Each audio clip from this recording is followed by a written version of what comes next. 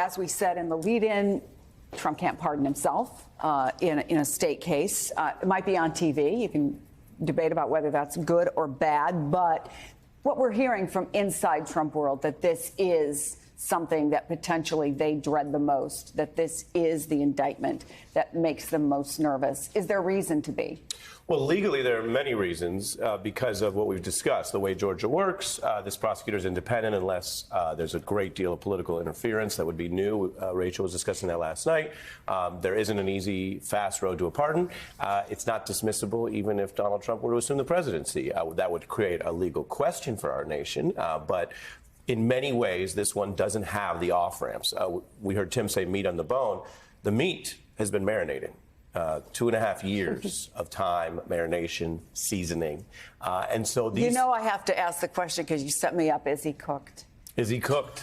I'm sorry. I think it's a great question. It was a setup. You're hungry. You can tell you're hungry. This is late lunch hour on the East Coast. We don't know what you ate today. I mean, or is he going to be grilled? Is he going to be grilled, cooked? I gotta get Look, there we go. Skewered.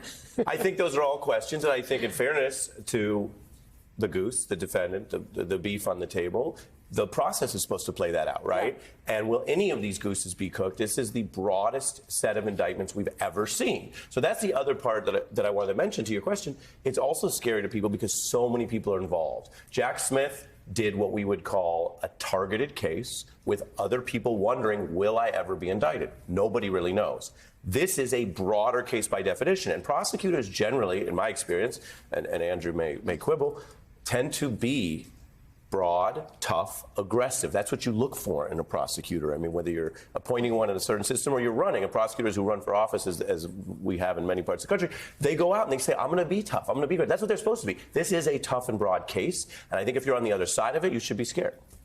Tim Heaphy, I want to ask you about some parts of the narrative that you were so familiar with from January 6th. You did the investigating. That infamous December 18th Oval Office meeting held by Trump's inner circle, it's referenced in Act 90 of this indictment. So I want to play some of the sound from the January 6th hearings to remind people exactly what we're talking about and ask you about it on the other side. We're asking one simple question as a general matter. Where is the evidence? So, what response did you get when you asked Ms. Powell and her colleagues where's the a variety of the responses based on my current recollection, including, can't believe you would say something like, things like this, like, what do you mean, where's the evidence? You should know, and things like that, or, a disregard, I would say, a general disregard for the importance of actually backing up what you say with facts. And, then there was discussion of, well, we don't have it now, but we will have it or whatever. I think that it got to the point where the screaming was completely out there. I mean, again, people walk in, it was late at night, it had been a long day, and what they were proposing, I thought was nuts. And Tim, the indictment references an alleged an unindicted co-conspirator in the Oval Office for that meeting with the president and the others. You know this so well. Are there other instances, or in that case, what does this represent to you as the potential strength of Fani Willis's case to have an insider talking to them about what Donald Trump knew and what his intent was?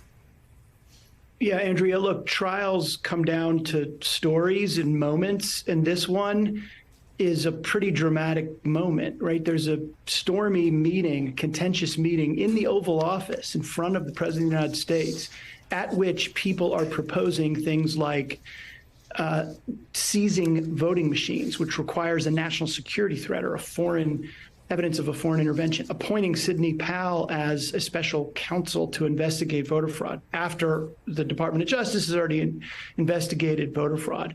This is a moment, right? A moment where a lot of the players involved on both sides of this push and pull in the Oval Office speak up.